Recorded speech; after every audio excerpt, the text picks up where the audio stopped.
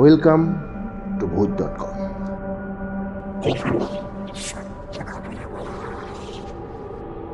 ভূত.com-এর second এপিসোডে আপনাদের সকলকে স্বাগত। আজকের গল্পটা যে পাঠিয়েছে সে আমার খুব ভালো বন্ধু। ওর নাম রাজেশ মণ্ডল। বর্তমানে ও কলকাতা পুলিশে কর্মরত। ওর কাছ থেকেই আমি আজকের ঘটনাটা শুনি। ঘটনাটা ওর নিজের জীবনে ঘটে যাওয়া এক ভয়ঙ্কর অভিজ্ঞতা। ঘটনাটা আমি ওর জায়গা থেকে বলছি যাতে শুনতে আপনাদের ভালো লাগে। গল্প পাঠে আমি অভিষেক, ফিমেল ভয়েসে রয়েছে শ্রেয়া দত্ত ও ভিডিও এডিটিংয়ে রয়েছে অনির্বাণ চক্রবর্তী। শুরু করছি আজকের সেকেন্ড এপিসোড। ভূত বলে যে কিছু হয় তা আমি কোনোদিনই বিশ্বাস করতাম না, আর আমাদের চাকরিতে বিশ্বাস করাটাও মানায় না। আমার নাম রাজেশ মণ্ডল, আমার বাড়ি পুরুলিয়া। 2 বছর হলো আমার বিয়ে হয়েছে। আমার লাভ ম্যারেজ, সেই ছোট্টবেলাকার ভালোবাসা। আমি কলকাতা পুলিশে কনস্টেবল পদে চাকরি করি। বিয়ের পর চাকরি সূত্রে আমায় কলকাতায় চলে আসতে হয়। ডিউটিতে জয়েন করেই গভর্নমেন্ট কোয়ার্টারের জন্য অ্যাপ্লাই করে ফেলি, কিন্তু 6 মাস কেটে গেলেও কোয়ার্টারের কোনো গতি হয়নি। তাই ঠিক করি আপাতত একটা ভাড়া বাড়ি নিয়েই বউকে কলকাতায় নিয়ে আসবো। আর ভাগ্যক্রমে যাদবপুরে একটা ভাড়া বাড়িও পেয়ে যায়।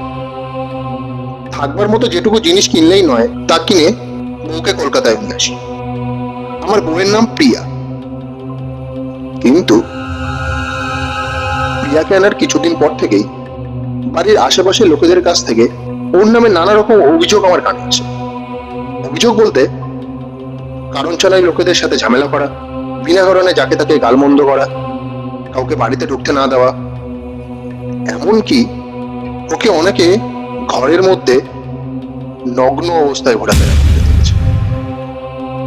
তবে এসব কথায় আমি কোনোদিনই কান দিইনি, কারণ আমি ওর মধ্যে কোনোদিন কোনো অস্বাভাবিক আচরণ লক্ষ্য করিনি। একদিন রাতে খাওয়া দাওয়া করে তাড়াতাড়ি শুয়ে পড়েছি। হঠাৎ মাঝরাতে আমার কানে ক্ষীণ শব্দ ভেসে আসে, যেন কেউ আমায় ডাকছে। ঘুমটা একটু আলগা হতেই বুঝতে পারি সেটা আর কেউ নয়, প্রিয়া। আমি ঘুম চোখে জিজ্ঞেস করি, কি হলো, এত রাতে ডাকছো কেন? শরীর টরীর খারাপ করলো নাকি? কথাটা শুনে প্রিয়া বলে, আমার না খুব খিদে পেয়েছে। কথাটা শোনা মাত্র একটু অবাক হয়েই বলি, এত রাতে তোমার খিদে পেয়েছে? রাতে পেট ভরে খাওনি নাকি? ফ্রিজ খুলে দেখো কি খাবার আছে, খেয়ে নাও, গিয়ে যাও। কথাটা শুনে ও বলে, আমার না অন্য কিছু খেতে ইচ্ছা করছে, আমায় এনে দেবে? এবার আমি একটু বিরক্তি হয়েই বলি, এত রাতে তোমার আবার কি খাওয়ার শরৎ জাগলো?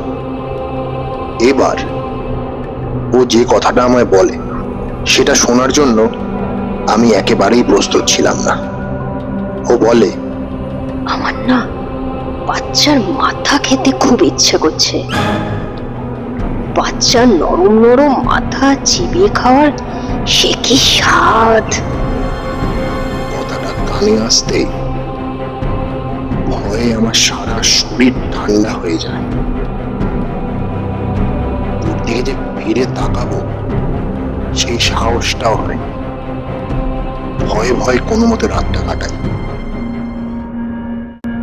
সকাল হতেই বাড়ি থেকে বেরিয়ে ভূত প্রেত ছাড়ায় এরম কারো সন্ধান করতে শুরু করি। আশেপাশে লোকেদের সাথে কথা বলে পাশের পাড়ার এক পুরোহিত মশাইয়ের কথা জানতে পারি। একটুও দেরি না করে সোজা ওনার বাড়ির উদ্দেশ্যে রওনা হই এবং ওনার সাথে দেখা করে আগের দিন রাতের সমস্ত ঘটনা খুলে বলি। সবটা আমার মুখ থেকে শুনে উনি একটা ছোট্ট পুটুলি আমার হাতে দিয়ে বলেন, এটা যেন আমি আমার ঘরের ঢোকার দরজার মুখে রেখে দিই এবং এইটার কথা যেন ও কোনোভাবেই জানতে না পারে। ওনার কথা মতো আমি ঘরে ফেরার সময় বাজারের ব্যাগের ভিতরে জিনিসটা ভরে বাড়ির উদ্দেশ্যে রওনা হই। বাড়িতে ঢুকতে যাব এমন সময় হঠাৎ ও ঘর থেকে বেরিয়ে আমার পথ আটকে দাঁড়ায় এবং বলে, কোথা থেকে আসছিস তুই? পুরোহিতের কাছে গিয়েছিলিস তাই না? তোর ব্যাগের ভেতরে যেটা আছে ওটাকে বাইরে রেখে তবেই ঘরে ঢুকবি। আমি অবাক হয়ে ভাবতে থাকি, বিষয়টাও জানলো কিভাবে। ভয়ে আমার সারা শরীর ঠান্ডা হয়ে আসে। এ আমি কাকে দেখছি? এ তো আমার প্রিয়া নয়। চুলগুলো ছাড়া, চোখগুলো ঘোলাটে, পরনে কাপড়ে নেই বললেই চলে। আর কথা যেন দুটো মানুষ একসাথে কথা বলছে। সে কি ভয়ঙ্কর রূপ ওর, যেন পারলে আমাকে এখনই ছিঁড়ে খায়। ঘরে ঢুকতেই ও আবার আমার দিকে এগিয়ে আসে আর বলে, আর যদি কোনোদিন ওইসব জায়গায় যাস তাহলে সেদিনই তো শেষ দিন হবে। পরের দিন সকালে যেহেতু পুরোহিত মশাইয়ের আমার বাড়ি আসার কথা ছিল, তাই সেদিনের রাতটা ভয়ে ভয়ে কাটাই। পরের দিন সকালে পুরোহিত মশাই আমার বাড়ি আসতেই শুরু হয় ভূতে পুরোহিত লড়াই। পুরোহিত মশাইয়ের সামনে প্রিয়ার সেই ভয়ঙ্কর রূপ দেখে আমার অজ্ঞান হওয়ার মতন অবস্থা। অবশেষে অনেক চেষ্টার পর প্রিয়ার মধ্যে যে ছিল সে বলে ওঠে, ওর নাম রূপা, ওর বাড়ি আমার গ্রামেই।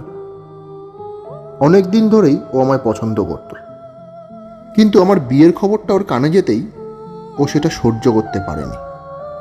আর সেই কারণেই ওর বাড়ির সামনে একটা নিম গাছে ও গলায় দড়ি দেয়। কোনো একদিন ওই রাস্তা দিয়েই প্রিয়া যাচ্ছিল, তখনই ও ওর উপর ভর করে। এরপর মন্ত্রপাঠের মাধ্যমে প্রিয়াকে সুস্থ করা হয়। পুরোহিত মশাই প্রিয়ার হাতে একটা ধাগা বেঁধে দিয়ে বলে, 1 বছরের মধ্যে যেন ওটা ওর হাত থেকে খোলানো হয়, এবং আরও বলে, আর কোনোদিন যেন আমি প্রিয়াকে ওর গ্রামের বাড়িতে না নিয়ে যাই। আর যদি যাই তাহলে প্রিয়াকে আর বাঁচানো যাবে না। বর্তমানে আমি যাদবপুর এলাকাতেই একটা 3 BHK ফ্ল্যাট কিনেছি। আমার 2 বছর একটা ছোট্ট মেয়ে রয়েছে, কিন্তু আজ প্রায় 7টা বছর কেটে গেছে, আমাদের আর গ্রামের বাড়িতে ফেরা হয়নি। গল্পটা আপনাদের কেমন লাগলো কমেন্ট বক্সে অবশ্যই জানাবেন। চ্যানেলটি লাইক, সাবস্ক্রাইব এবং বেল আইকনটি অবশ্যই প্রেস করবেন, যাতে আরও ভালো ভালো ঘটনা আমি আপনাদের সামনে এই চ্যানেলের মাধ্যমে তুলে ধরতে পারি। আপনাদের জীবনেও কোনো ভৌতিক বা অলৌকিক ঘটনা যদি আমাদের সাথে শেয়ার করতে চান, তাহলে ডেসক্রিপশন বক্সে আমাদের মেল আইডি দেওয়া আছে, ওখানে গিয়ে ঘটনাটি শেয়ার করতে পারেন। আপনার পাঠানো ঘটনা আমরা অবশ্যই এই চ্যানেলের মাধ্যমে সবার সামনে তুলে ধরব। আজকের মতো এখানেই শেষ করছি, আবার কথা হবে নেক্সট ভিডিওতে।